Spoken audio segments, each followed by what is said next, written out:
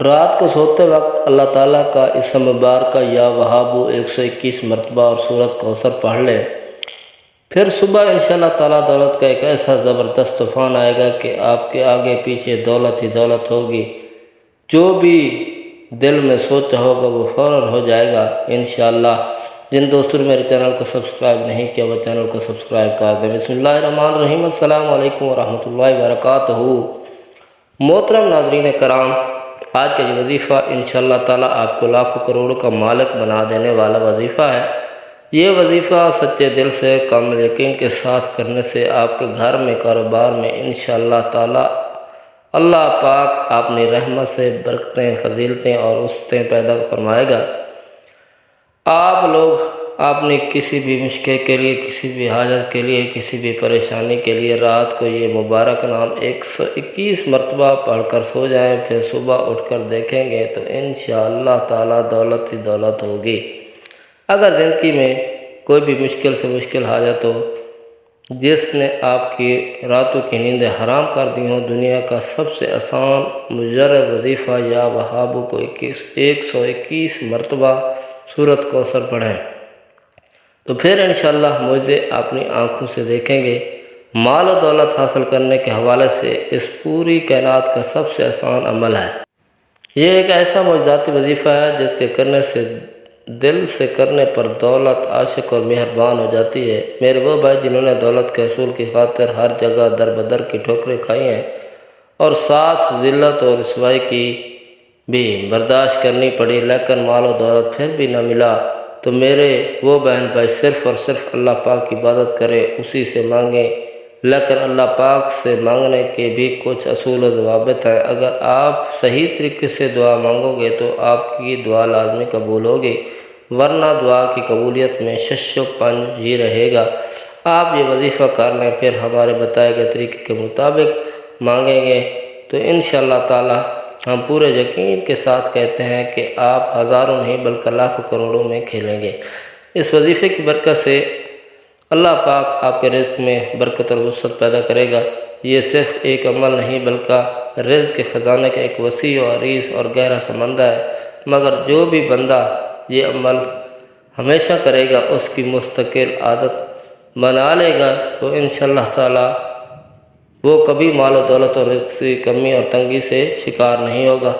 اس وظیفے کو کسی بھی عمر کا فرد کر سکتا ہے، پھر چاہے وہ عورت ہو یا مرد ہو، نوجوان، بوڑھا، بچہ، غرض ہر عمر کے افراد اسے بآسانی کر سکتے ہیں۔ لیکن ایک شرط ہے کہ ہر وظیفے کی ہوتی ہے، آپ بھی وظیفہ کرتے وقت بالکل پاک صاف ہوں اور جہاں یہ وظیفہ کر رہے ہوں وہ جگہ بھی بالکل پاک صاف ہونی چاہیے۔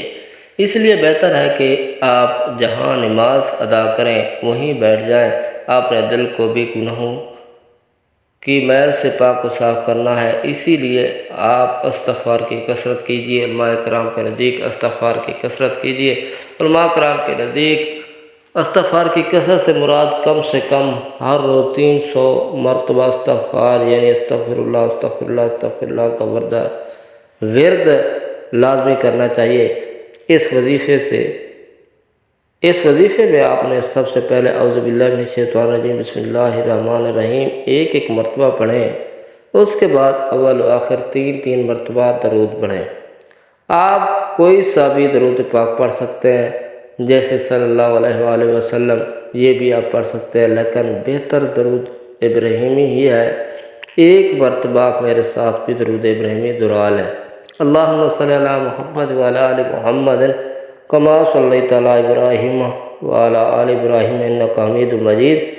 اللہم بارک علی محمد وعلی آل محمد کما بارکت علی ابراہیم وعلی آل ابراہیم انک حمید مجید۔